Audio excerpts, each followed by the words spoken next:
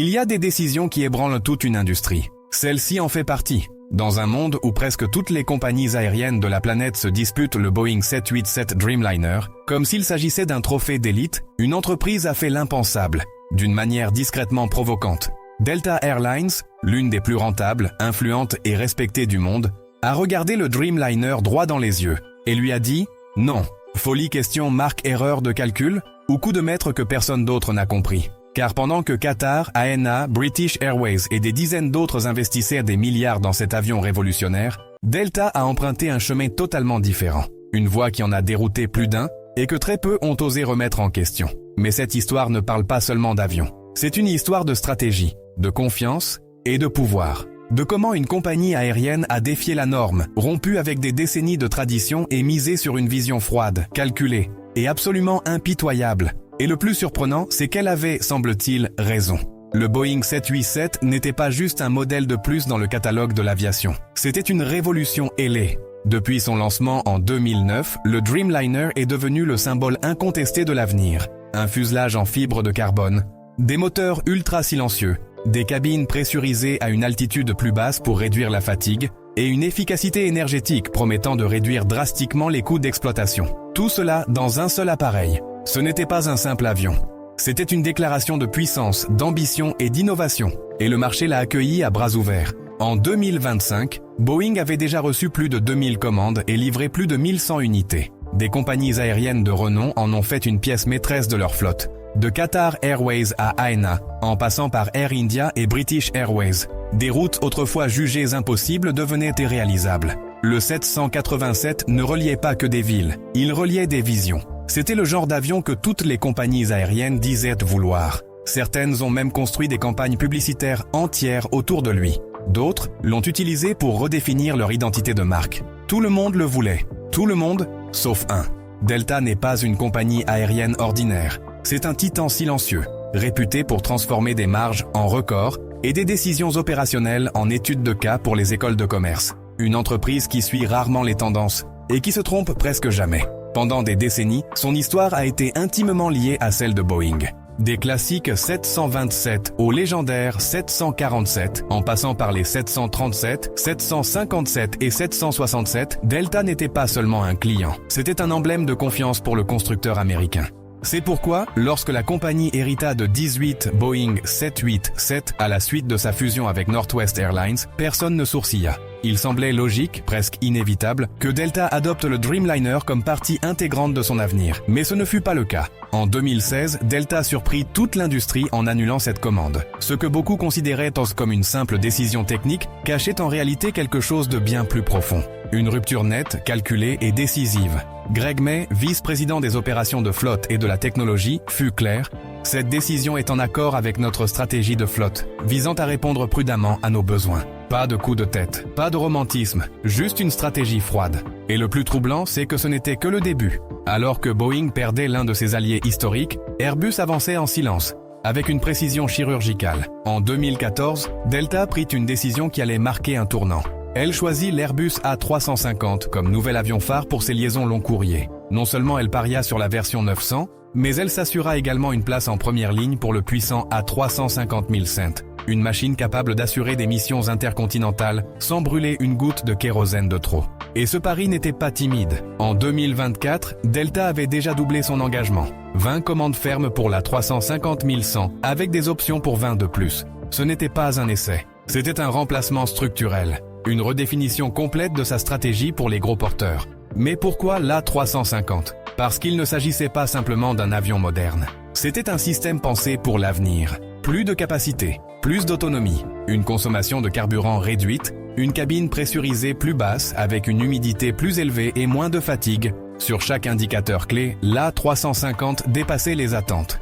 Et surtout, il s'alignait avec la philosophie de Delta. Une flotte disciplinée, moins de complexité, une efficacité opérationnelle maximale. Airbus ne proposait pas seulement un produit, il proposait une vision. Une vision qui, pour Delta, avait beaucoup plus de sens que les charmes du Dreamliner.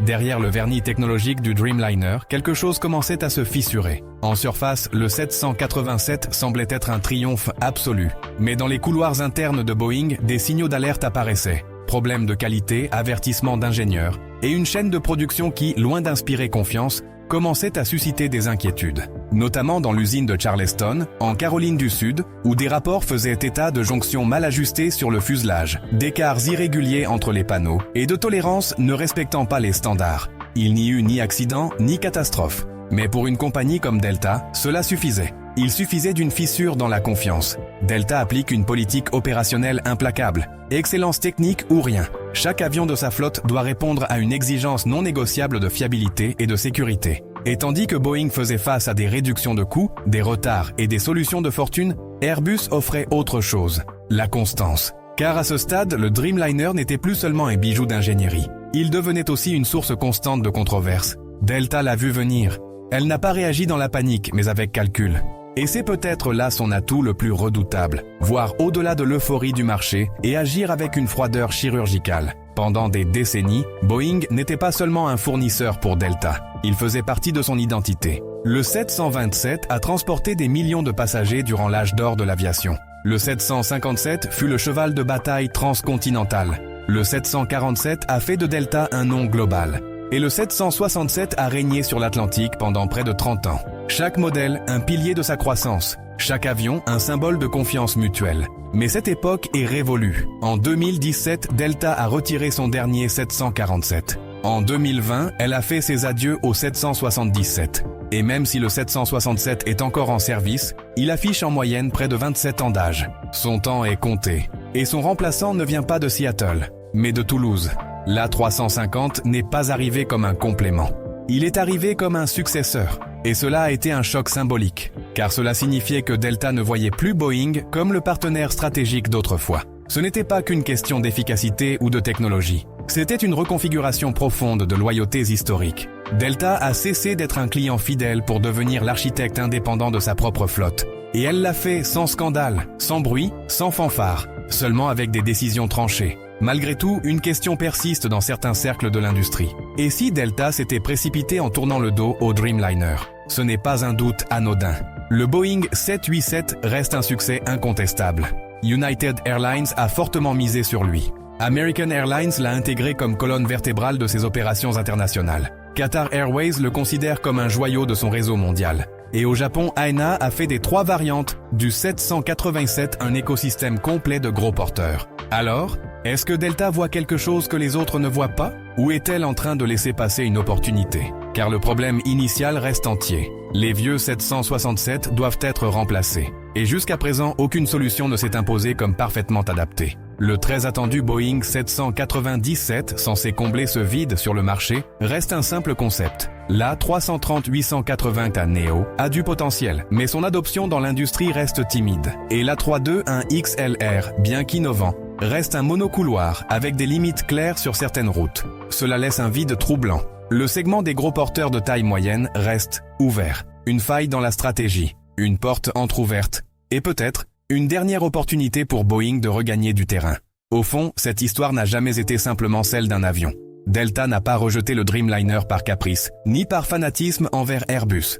Ce qui était réellement en jeu était quelque chose de plus délicat, et de bien plus difficile à réparer, la confiance. La confiance en Boeing en tant qu'entreprise, en tant que partenaire, en tant que symbole d'excellence technique. Car pour Delta, qui opère comme une horloge suisse, la constance est primordiale.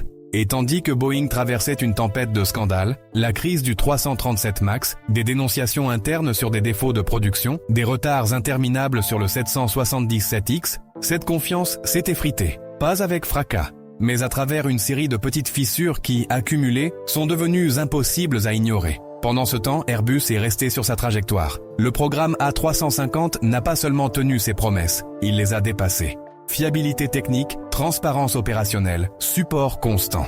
Tout ce que Delta exige d'un partenaire, elle l'a trouvé de l'autre côté de l'Atlantique. Rejeter le 787 n'était pas simplement dire non à un avion. C'était dire non à une entreprise qui, aux yeux de Delta, n'était plus la même. Et cela a tout changé. Alors que la moitié du monde aérien poursuivait l'éclat du Dreamliner, Delta a choisi de regarder ailleurs. Ce n'était pas un choix impulsif. Ce n'était pas un acte de rébellion. C'était une affirmation silencieuse, mais puissante. tous les rêves ne sont pas faits pour tout le monde. Delta ne cherchait pas ce qui était le plus convoité. Elle cherchait ce qui était le plus fonctionnel. Elle n'avait pas besoin de l'avion le plus populaire, mais de celui qui correspondait le mieux à son réseau, à son fonctionnement et à sa vision du futur. Et même si cela signifiait rompre avec un héritage de plusieurs décennies aux côtés de Boeing, elle n'a pas hésité. L'industrie a vu dans le Dreamliner un symbole de prestige.